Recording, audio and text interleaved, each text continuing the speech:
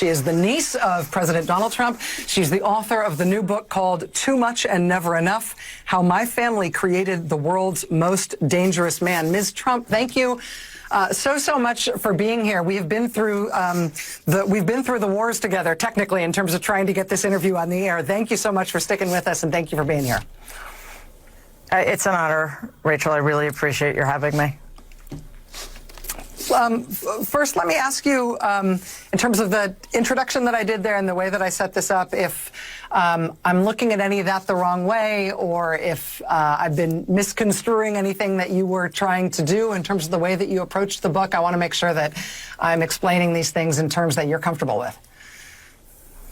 Yeah, it was both accurate and devastating. How are you doing since the book has landed? I mean, I imagine you knew that this was going to make a splash, but I can't imagine that you thought it was going to make this big a splash, both in terms of the number of books sold, but also the attention, the national attention that this has brought to you. Is this how you thought it would go?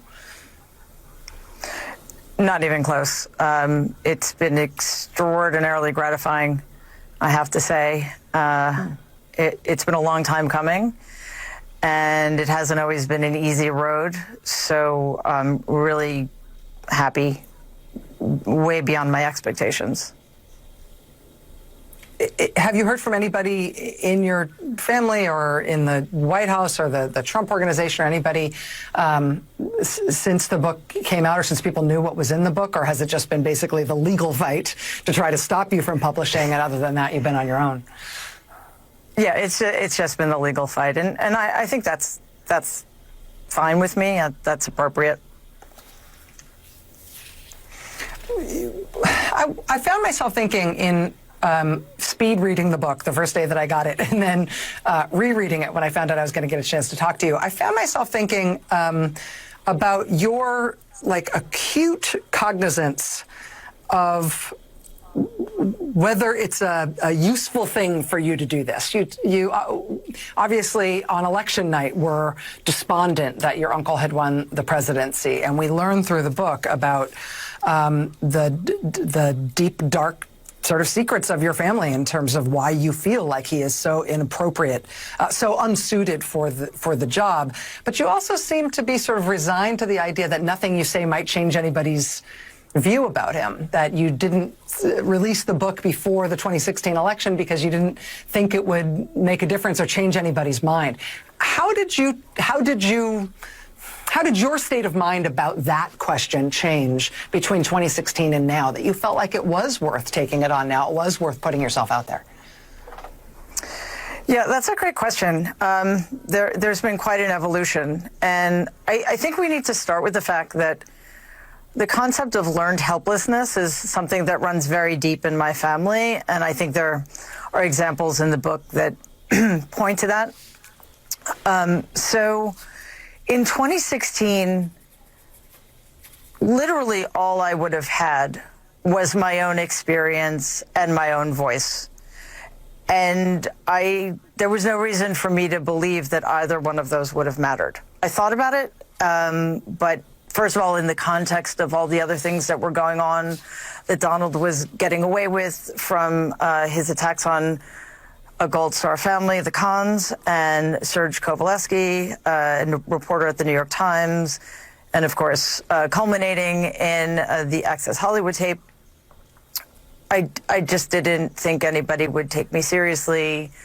I had a lot of reasons to believe that I would be dismissed as a disgruntled, disinherited niece who had been out of the family to all intents and purposes for almost 20 years.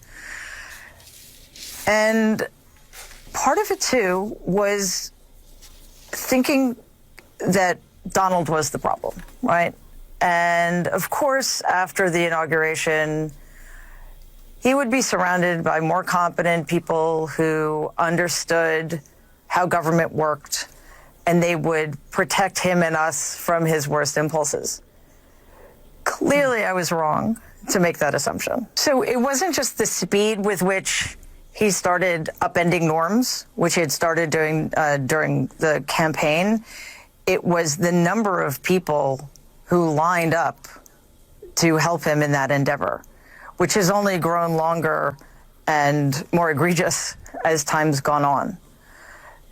I can't say that there was a last straw because there have been so many straws, but certainly the horrors at the border, you know, the separating of children from their parents, the torture, the kidnapping, and the incarceration of them in cages was unthinkable, unbearable. And when when an opportunity presented itself to me to do something, I needed to take a leap. Our guest tonight is Mary Trump. Her new book is called Too Much and Never Enough. We'll be right back with more. You write in a very dramatic section of the book towards the end about the leap that you took when you decided that you would provide the financial documents that you had to the New York Times. There's this great moment where you describe the reporter Suzanne Craig from the New York Times turning up on your doorstep and to ask for your help with this thing that they are working on in terms of Trump family finances. And you say to her that it is, quote, so not cool that you are showing up at my house. You send her away, but you do let her leave her card with you. And I asked Suzanne Craig about that, and she was very professional and really wouldn't talk about her side of that at all, other than to confirm that everything you were saying was true. Right. But that seems to me like that was maybe a pivot point for you, too. You initially didn't have any interest in talking to her, but something happened with you alone where you decided, you know what, maybe those documents can help and they should get out there. And without even really knowing what was in them, you decided to hand them over. What was that process like? First of all, the crucial difference was that Suzanne Craig, extraordinary investigative reporter, was finally giving me something concrete that I could do. I'd totally forgotten about those documents, and there was no reason for me to think they mattered. They hadn't mattered when I needed them 20 years ago. Why would they matter now? And after I asked her to leave, but took her card anyway in an interesting bit of unconscious wish fulfillment, I guess. She persisted. She wrote me a few letters. She called a couple of times. And I thought about it. You know, I still wasn't necessarily going to do anything because it wasn't even clear to them what would be in these documents, quite honestly. And I didn't feel yet able to. It would have been taking a big risk. Not that I necessarily felt that, but it was so amorphous still for me. And then I fractured my 5th metatarsal badly and wound up on my couch for a few months. So I watched far too much TV than was good for me and was on Twitter far too much as well. And watching in real time what was happening to this country.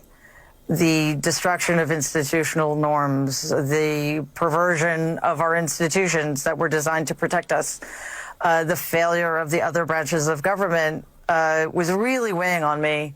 So finally, one night, I remembered all of the things Sue had been telling me, and I decided to trust her. And I called her, we had a long conversation, and within a week I was on my way, on my crutches, to the office of the lawyer who had represented me all those years ago. And it's a much longer story than I'll tell now, but a few weeks later, I left with 19 boxes full of what turned out to be quite explosive documents.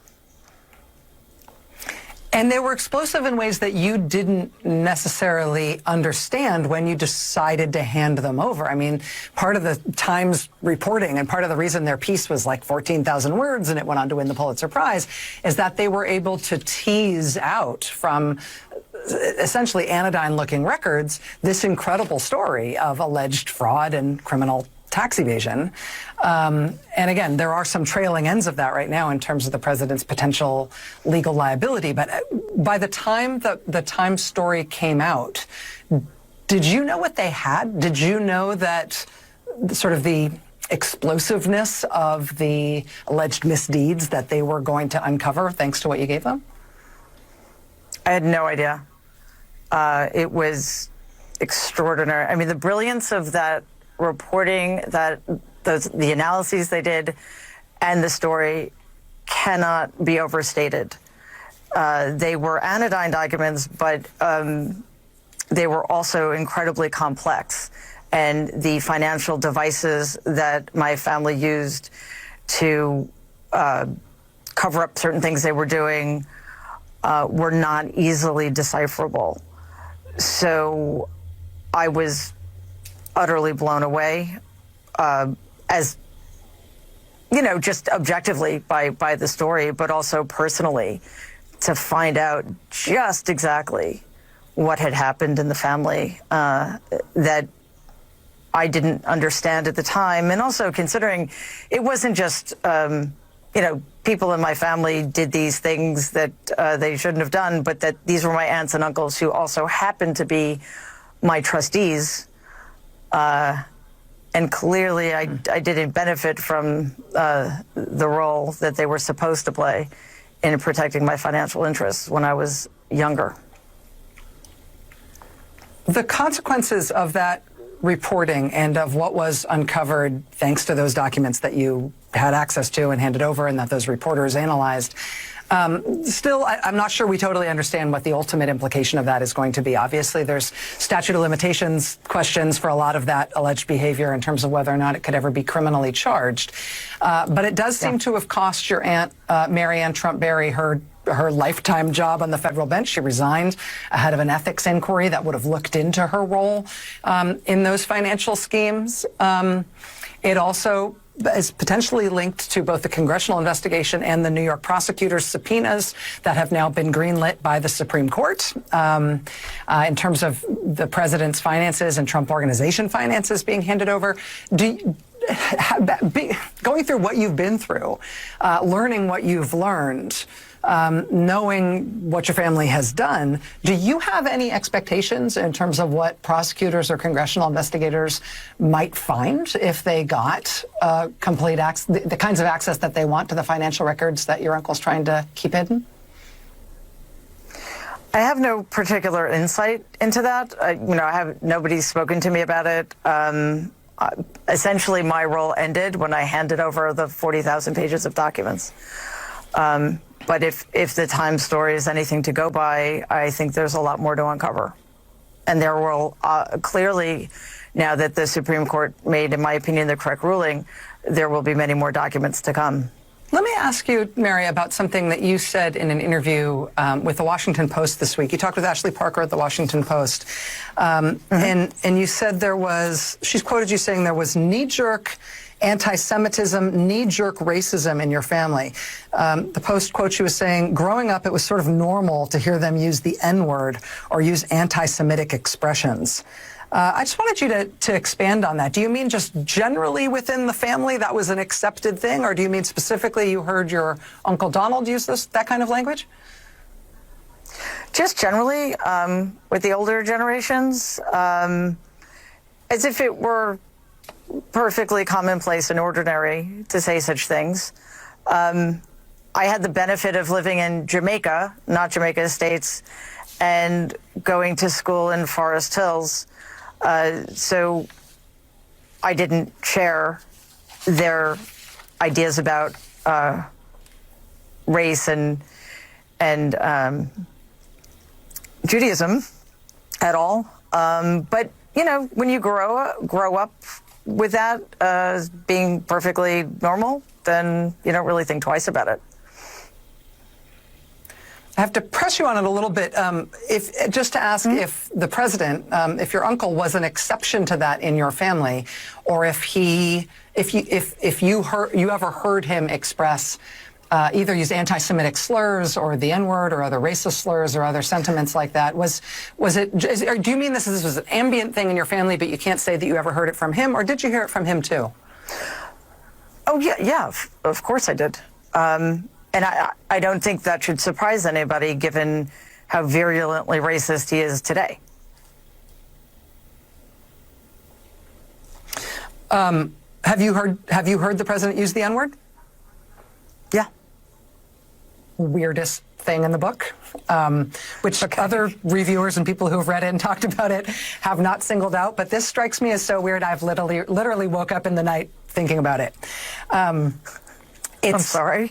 No, it's all right. I wake up a lot anyway. But it's this anecdote where you are being introduced to not the president, but Donald Trump, your uncle at the time, is introducing you to Melania, his wife, who would go on to, of course, to become the first lady. It's on page 163. He introduces you to Mrs. Trump, and then he immediately tells Melania in front of you that you had a terrible drug problem that you have overcome, which is not true, and you correct him in the moment and say, I've never done drugs in my life. And then you say this, you say, he slid me a look and smiled. He was embellishing the story for effect, and he knew that I knew it. She was a total disaster, he said, smiling more broadly. So the reason this sticks with me is not just because he told a weird lie about you doing drugs when you didn't do drugs, but that he voiced that lie in front of you when he knew that it wasn't true, and then seemed to sort of take pleasure in you being helpless before him lying about you. It's a very, psychologically, you're trained in clinical psychology, psychologically, that's a very weird portrait about what pleasure a person would get from lying, isn't it? Yeah, it's also a power play. One, it fits into his favorite narrative. You know, the comeback is much more impressive if you're coming back from a really awful place in the gutter, like being a drug addict, instead of just like having a tough time in life. Just as with his comeback, you know, it was the bankruptcies and the horrible economy, and he was really down for the count. So therefore, climbing the summit again was even more impressive, although, you know, it's questionable whether that actually happened. So there's that. It's kind of framing the narrative in a way he prefers. It also makes him the savior, because remember, that story is told in the context of, and then I gave her a job. So he's sort of taking responsibility in part for my reclamation, if you will. But more than that, it really is a power play. The difference between that anecdote and other things I see happening is most of the time people don't correct him, which completely plays into his hand, because then he can do it with impunity. In that sort of, the comeback idea there is because he did at one point engage you to potentially ghostwrite another one of his ghostwritten books, which would be about the art of the comeback. It's also telling and fascinating to me that after you spent time at the Trump Organization and you were, you know, provided materials that you were supposed to sort of use to start ghostwriting this book, you write sort of pointedly at the end of the last line in one of your chapters that for all that you were allowed to see and all of that you were allowed to witness, including sitting in on his supposed business phone calls where he'd just put somebody on speaker without that person knowing that you were listening in, getting all this access, you write that you really, at the end of it, had absolutely no idea what he did for a living. That it never became clear to you what his actual business work was, because it never really seemed like he was doing anything.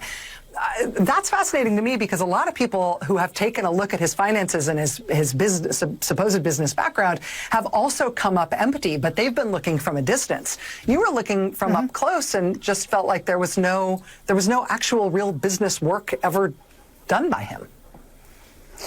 Right. It's also important to remember it was a very small company, certainly compared to other real estate developers. But the only work I saw being done was by other people in the office. So it was pretty fascinating. First of all, his never being willing to sit for an interview with me, but then just having absolutely no insight into any productive projects that he was engaged in. I didn't see any evidence of it. Mary Trump is our guest tonight. Her new book just sold nearly 1 million copies on its first day. More ahead. Stay with us. In terms of the work that he is capable of, you spend some time in the book discussing the president's terrible, consequential mismanagement of the coronavirus epidemic. And you spend a few pages kind of marveling at the fact that it wouldn't have been hard for any president to be kind of a hero here, right? To use the Defense Production Act to produce more supplies and tests and PPE. I mean, you just have to listen to the scientific experts and, amplify their message and do what they say. You can activate the gears of government that are supposed to turn during this kind of crisis. But instead, he didn't. And you kind of, as I said, marvel at that in the book. But I think the country, along with you, is kind of stuck on this open question that you are asking here about why and how he has bungled this crisis so badly, just now openly musing that it'll go away on its own as if that's the only thing that he's capable of doing. I wonder if you can just talk a little bit about why you wrote this part of the book and what you think the answer might be to that question about why the president has made all the wrong decisions around this crisis and done so little work to fix anything. I thought it was very important to address this because, of course, it's ongoing. Even at the time I was writing, I think in New York, we were past the worst of it, but it was clear that the rest of the country was not doing what it needed to do. I want people to understand what a failure of leadership this is, and the reason he's failing at it is because he's incapable of succeeding at it. It would have required taking responsibility, which would, in his mind, have meant admitting a mistake, which in his mind would be admitting weakness, which in my family was essentially punished with the death penalty, symbolically or otherwise. What I think we need to grapple with now is why so many people are continuing to allow this. The fact that he is dividing us at the expense of people's lives. I mean, we're 140,000 Americans and counting are dead. And the vast majority of those people did not need to lose their lives if only Donald had said, listen to the scientists, wear a mask, stay home. The fact that this is continuing, people are dying every day. There are states in this country that are absolutely out of control. And to curry favor with Donald, certain governors are continuing to ignore the science, and more people are getting sick and more people are going to die. It is utterly insane at this point. We need to wake up, and instead of taking it seriously, instead of standing aside and letting the experts take over, Donald is hawking black beans. It would be absurd if it weren't so devastating. Your uncle, of course, has a very reasonable chance at winning a second term. Any incumbent president does, even one with sort of upside-down numbers like he has right now. Mm-hmm. What do you think the consequences of another 4 years of a Donald Trump presidency would be? You write about that in the book as if you are genuinely fearful that a second term could be qualitatively more dangerous for the country than his first term was. Yeah, and I want to make something really clear. This is beyond partisanship. This is so beyond party. We need to be thinking about this as Americans. We need to be thinking about who we want to be as a people going forward. I hear people say all the time, this is not who we are. This is exactly who we are right now. So continuing along this path, which is exactly what would happen if Donald were to be elected in 2020, would, I absolutely believe, be the end of the American experiment. I do not believe there's any coming back from this. There are too many enablers who are, for whatever reason, continuing to enable him. Bill Barr has gutted the Justice Department. Mike Pompeo has gutted the State Department. We are in serious, serious danger here. And unfortunately, that is no longer hyperbolic. That's just the way it is. Do you share the concerns that some people have voiced that if your uncle loses the election, that he might try to not leave the White House, that he might try to hold on to power through some extra democratic means by force? Do you think that that sort of worry is hyperbolic at this point, or is that the sort of thing that you're concerned he might resort to? No, I think it's perfectly reasonable to worry about that. But how he responds depends a lot on how, if he loses, how badly he loses. I think the more resounding Joe Biden victory, the less likely it is for Donald to stick around. He, as a, somebody who needs to be right all the time and needs to be winning all the time, will need desperately to spin away from a crushing defeat. And I don't know what form that would take, but that, as far as I'm concerned, is the only way to not guarantee, but at least give us a better possibility that there will be a peaceful transition after the election on November 3rd. Okay, we're back with Mary Trump in just a moment. I have one last sort of difficult to ask question that I want to ask her. That is straight ahead. Stay with us.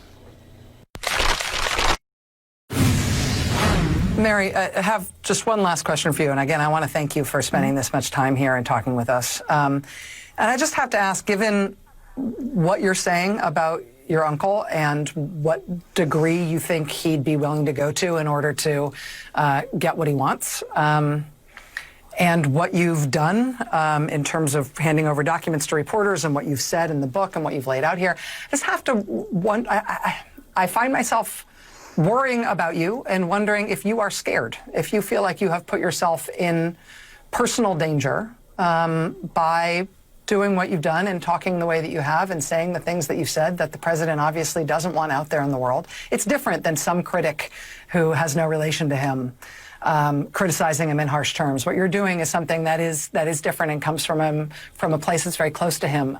I wonder if you feel safe. I'm not scared. I'm taking appropriate precautions, certainly, because I am not deluded about potential scenarios.